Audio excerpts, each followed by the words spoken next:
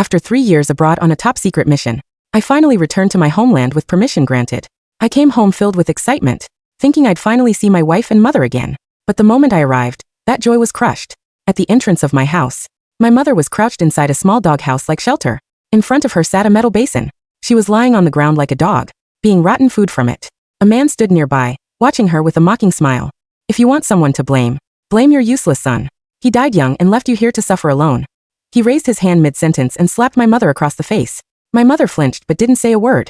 She lowered her head and quickly swallowed the stinking, spoiled food. Furious, I stepped forward and kicked the man aside. Then I pulled my mother up, tears streaming down my face. I had risked my life for the country, thinking I was protecting the people I loved. But this was how my mother had been treated in my absence. Locked in a kennel, eating moldy scraps like she was some stray animal. Her eyes, once so warm, were now clouded and dull. She looked up at me. But, recognize me, boy?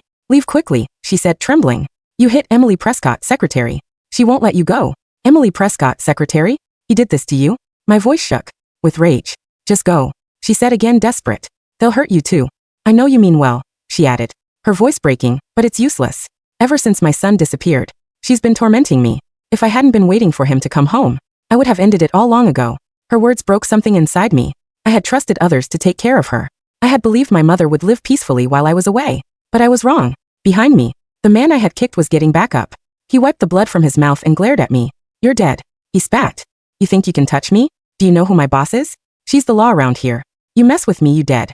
I looked at him, my anger cold. Now steady. Without a word, I took out my phone and called Emily. Hello, who is this? She answered, her voice flat and emotionless. So you're the queen of the capital now? I said coolly. There was a pause on the line. Then she replied, I don't know who you are, but if you're calling to threaten me, I'll find you. And when I do, no one will be able to save you. Her words cut deep. She didn't even recognize my voice. She hadn't saved my number. In just 3 years, she completely erased me from her life. I clenched the phone tighter. Every last trace of patience gone. I'm at your house right now, I said flatly. You have 30 minutes. Get back here immediately. There was silence. Then panic bled into her voice. You're at my house? What did you do to my secretary? You'd better not touch him. Stay right there. If anything happens to Tyler Morgan, I won't let you off the hook. On the other end of the phone, Emily's voice rang out with suppressed anger, and I laughed out coldly as I listened to Emily's words. She had long since forgotten the mountainous oath she once made with me. I still remember that at that time when I left, she had once said to me that she would take good care of my mother, and even promised that she would treat my mother as if she was her own mother. However, it never occurred to me that after only a few years since I left, she had already changed her heart. She even sat back and watched her own assistant bully my mom. At this moment, all the love I had for Emily had long since disappeared. Weird. I hung up the phone and looked at Tyler in front of me. At this moment, I couldn't wait to get him killed. At the same time, I also gave my leader a call. I questioned him all these years, said to take care of my mom. Is that how to take care of it? On the other end of the phone, the leader listened to me and was also completely frozen. Jason, because you participated in a secret mission, we couldn't come out. But at that time, I had already asked people to take care of your family. I also didn't expect that they would do something like this. On the other end of the phone, the leader was equally furious. Jason, don't worry. Bullying and insulting a military family member, no matter who the other party is, I definitely won't be able to let it go. I'll send someone over right now. He hung up the phone angrily, and just as I put down the phone, I saw Tyler climbing up. He looked at me, his face full of gloom, staring at me viciously. You're finished. You have no idea what my boss represents in the capital. Let me tell you, Miss Prescott in the capital, that's the sky. No matter who it is, whoever messes with Miss Prescott won't have a good ending. You wait for Miss Prescott to come back. At that time, I'll torture you. Tyler looked at me viciously, her eyes full of anger, and Mom was on the side listening to my words. Her face was full of tension as she said, Young man, hurry up and go. I know you mean well, but boy, you really can't fight them. Mr. Morgan, please spare him. He's just trying to take care of me. Mom spoke out in Tyler's direction. I looked at Mom with a face full of heartache. Mom was already completely blind 3 years ago when I left. She could still vaguely see my outline. And at that time, the doctor had told me that as long as she was well taken care of, Mom's eyes would be able to recover. But 3 years have passed, and my mom's eyes not only didn't get better, but also got worse. At this moment, I realized how much my mom had been wronged in these 3 years. For Emily, all I had left at this moment was hatred. Tyler, on the other hand, looked at Mom's pleading appearance and laughed coldly as she spoke out. You want to plead for him? Then you will kneel down and beg me. Upon hearing this, Mom was ready to kneel down, but in the next second, she was pulled by me. At this moment, I had already burst into tears. Mom, it's me. I'm back. I pulled my mom's hand and called out softly to her. Upon hearing my words, Mom froze, and in the next moment, her palm stroked my cheek in panic. Jason? Is it really you? Jason, you're okay. You're finally back. They all said you were dead. I didn't believe them. My child. You're finally back. I listened to my mom's words. And at this moment, my heart had long been like a knife. I panicked and helped my mom up. My eyes had long been filled with tears. Mom, I'm back. Don't worry, I'm not leaving. I gently assured my mother. Don't worry, Mom. I'm here now. But she gripped my arm tightly. Her voice filled with fear. Jason. You need to leave quickly. Emily isn't the same person she used to be. She changed. Without waiting for a response, she added bitterly, all she cares about now is that pretty boy. Hearing her words, my heart ached. I held her hand and said softly, don't worry. As long as I'm here, no one will hurt you. Just then Tyler stepped forward, his eyes sharp and cold. So you're Jason Whitaker. He sneered. I thought you were dead. He glared at me with clear hatred. I never expected you to actually come back, then. He smirked. Do you think showing up now will make Emily change her mind? He took a step closer and spoke with venom. Let me tell you something. Emily is mine now. If you're smart, you'll sign the divorce papers, take your blind mother, and disappear. His tone grew more arrogant. You think you still have a place in her life? You're nothing now. She's far beyond your reach. I looked him in the eye, my voice calm but cold. Whatever happens between me and Emily is none of you. Your business. He let out a mocking laugh. You really don't know, do you? With a smug grin, he leaned in. Emily is pregnant with my child. That's right. She's mine now. I stared at him without flinching, my eyes frosty. He had no idea how deep the trouble he'd stepped into really was. As for Emily, I didn't feel like saying another word about her. The moment I saw how my mother had suffered, I knew Emily would have to pay for what she allowed to happen. Tyler continued, his tone full of threats. I'm Emily's man now. She has powerful connections in high places. With just one word from her, you'll be finished. You should kneel down with your blind mother right now and bark like a dog, or I swear I'll make you regret it. I didn't move. My gaze never wavered. But my mother, terrified, tried to kneel. I'll kneel. Please just don't hurt my child. I quickly held her back and whispered, Mom, don't be afraid. As long as I'm here, no one will lay a finger on you. Then I turned to Tyler, my voice sharp and steady. Even if Emily herself comes, I'll make her pay for what she's done. A cold, female voice suddenly echoed from the doorway. Oh, you're going to make me pay. I turned and saw Emily marching in, surrounded by bodyguards. The moment her eyes met mine, she stopped in her tracks, stunned. Her belly was large. She was clearly pregnant. Jason? She asked, visibly shocked. You're back. She instinctively placed a hand on her stomach, panic flickering across her face. But when she met my cold, emotionless eyes, she quickly regained her pride. Her tone turned sharp. You still have the nerve to come back? All these years you disappeared. She snapped. If it weren't for me, taking care of your mother would have died a long time ago. I let out a cold laugh. This is what you call taking care of her. I pointed straight at the doghouse where my mother had been crouched. Emily lowered her head, silent, but the guilt in her eyes said it all. Just then Tyler jumped in. Emily, he hit me the moment he showed up. Look, I'm covered in bruises. He rushed to her side, grabbing her hand like a helpless victim. You have to stand up for me. Emily's eyes instantly filled with concern. Jason, how could you? You've gone too far. How dare you attack Tyler for no reason? But as she yelled, I didn't even feel angry anymore. I was done with her. I only looked at her with the same icy stare. Seeing my expression, Emily faltered, but she quickly straightened up and snapped again. Jason, just for laying a hand on Tyler, I could have you killed. Apologize to him now. She folded her arms. And since you're back, let's just settle this. Sign the divorce papers. I looked at her calmly. Divorce? Fine.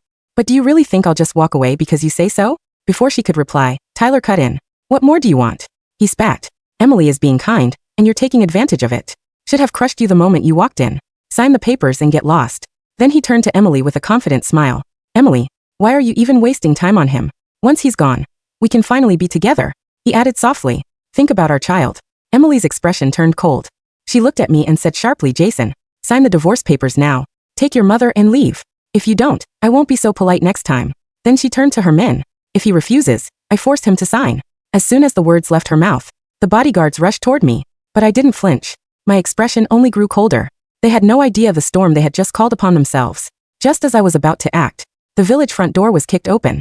A group of armed men stormed inside. What do you think you're doing? Someone shouted. Emily and Tyler froze in place, stunned. Who let you in? Emily screamed. The men didn't answer. Instead, they walked straight up to me. General Whitaker, one of them said. We've been sent here under direct orders. The word general echoed through the courtyard like a thunderclap. Emily Prescott's face, which had been a mask of icy arrogance just seconds ago, turned a ghostly shade of gray. Her hand, still resting on her pregnant belly, began to tremble uncontrollably. General, she whispered, her voice cracking. Whitaker, no, that's impossible. Jason was a low-level operative. A scout. He was nothing. The commander of the armed unit, a man with a scar running across his temple and stars on his shoulders that signaled elite status, stepped forward. He didn't even look at Emily. He walked straight to Jason, clicked his heels together, and snapped a crisp, echoing salute. Reporting to the Supreme Commander. The Iron Dragon Brigade is at your disposal. We received word of the situation from headquarters. Forgive our late arrival, sir. Jason didn't look at him. He was still holding his mother's frail, calloused hand. He felt the way she flinched at the loud voices, the way she instinctively tried to hide behind him. The rage inside him wasn't a roaring fire. It was a sub-zero vacuum, consuming everything in its path. Take my mother to the Central Military Hospital, Jason said, his voice terrifyingly calm. I want the best ophthalmic surgeons in the country. If she loses so much as a single eyelash during transit, I will hold the entire brigade responsible. Yes, sir. 2 female medics, their movements precise and gentle, stepped forward. As they helped Jason's mother toward a bulletproof transport, the old woman clung to Jason's sleeve. Jason, don't do anything bad, she whimpered, her sightless eyes filled with tears. Just come back to me. Don't go away again. I'm never leaving you again, Mom, Jason promised, kissing her forehead. The people who hurt you, they're about to find out that the world isn't as small as they thought. As the transport sped away under heavy escort, the atmosphere in the courtyard changed. The protection Emily had boasted about, her dozen hired thugs, were currently face down on the pavement, pinned by the boots of elite soldiers. Tyler Morgan, the man who had just been demanding Jason bark like a dog, was hyperventilating. He looked at the assault rifles pointed at his chest and then at Emily. Emily, do something. You said you had the Capitol Police in your pocket. You said you were the law. Emily didn't answer. She was staring at Jason. For the first time in 3 years, she really looked at him. Gone was the humble, quiet husband who used to cook her dinner and rub her feet after work. Standing before her was a man who radiated a predatory, lethal authority. This was a man who had survived the shadows for 3 years. A man who had killed kings and toppled regimes. Jason, she started, her voice honeyed with a desperate, sudden sweetness. There's been a misunderstanding. I didn't know. They told me you were dead. I was grieving. I was vulnerable. Tyler. He forced himself into my life. He's the one who treated your mother like that. I tried to stop him, but... Liar, Jason interrupted. He walked toward her. Each footfall sounded like a death knell. Tyler tried to scramble away, but a soldier stepped on his hand. The sound of breaking bones muffled by Tyler's scream. Jason stopped inches from Emily. He looked at her swollen stomach, the proof of her betrayal, and then at her face. 3 years ago, I gave you my heart, my salary, and the safety of the woman who gave me life, Jason said. You didn't just break your oath, Emily. You turned my home into a kennel. I can fix it, she cried, reaching for his arm. I'm still your wife. We can't divorce, think of the scandal. I'll kick Tyler out. I'll make it up to your mother. I have millions in the bank. The money you embezzled from the military family support fund? Jason asked, tilting his head. Emily froze. You thought I wouldn't check? Jason's smile was razor thin. You've been living off the blood money of soldiers like me. You didn't just betray a husband. You defrauded the state. In my world, Emily, that carries a very specific penalty. He turned to the commander. Strip her. Not her clothes, her life. I want every asset frozen. Every connection she has in the Capitol arrested for questioning. I want the Prescott name erased from every record by sunset. No. Emily screamed. You can't do this. I'm pregnant. You can't touch a pregnant woman. Jason leaned in, his voice a whisper that only she could hear. The child is innocent. It will be born in a high-security infirmary. And the moment it is born, it will be given to a family that knows the meaning of the word honor. You, however, will never see the sun again. The next 48 hours were a whirlwind of systematic destruction. Emily Prescott had spent 3 years building a kingdom of sand in the Capitol. She was the golden secretary, the woman who brokered deals and moved mountains. But she had forgotten one thing. The mountain she moved belonged to the military. By noon the next day, the pretty boy Tyler Morgan was in an interrogation room. He wasn't the tough guy anymore. He had confessed to everything, the physical abuse of Jason's mother, the theft of Jason's military benefits, and a string of local extortions. He cried, he begged, and he tried to trade Emily's secrets for a lighter sentence. He didn't realize that in Jason's eyes, there was no sentence light enough. Meanwhile, at the Central Military Hospital, Jason sat by his mother's bed. The bandages were being removed. The top surgeons in the country stood by, sweating. If this failed, they knew the man sitting in the corner, the man currently polishing a combat knife, would not be pleased. Jason, his mother whispered as the last layer of gauze fell away. She blinked. The blurriness that had plagued her for years, worsened by malnutrition and infection, began to clear. She saw the white walls, the flowers, and then she saw him. Oh, my son, she sobbed, reaching out. You look so tired. Your eyes, they've seen too much. Jason broke. The general, the supreme commander, the Iron Dragon, he vanished. He knelt by her bed and wept into her lap. I'm sorry, Mom. I'm so sorry I wasn't here. You're here now, she said, stroking his hair. That's all that matters.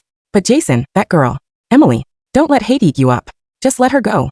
Jason looked up, his eyes turning cold again. I will let her go, Mom. I'll let her go exactly where she belongs.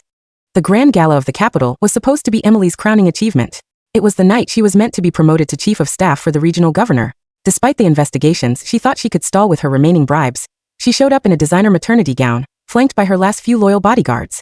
She walked into the ballroom, head held high, expecting applause. Instead, she found silence.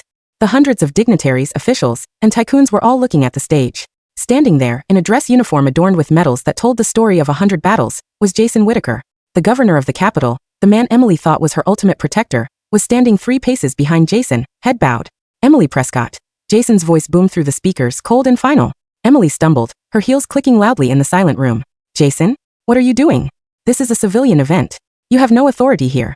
I have the authority of the bloodshed for this country, Jason replied. He signaled to the large screen behind him. It didn't show Emily's achievements. It showed the doghouse. It showed the metal basin of rotten food.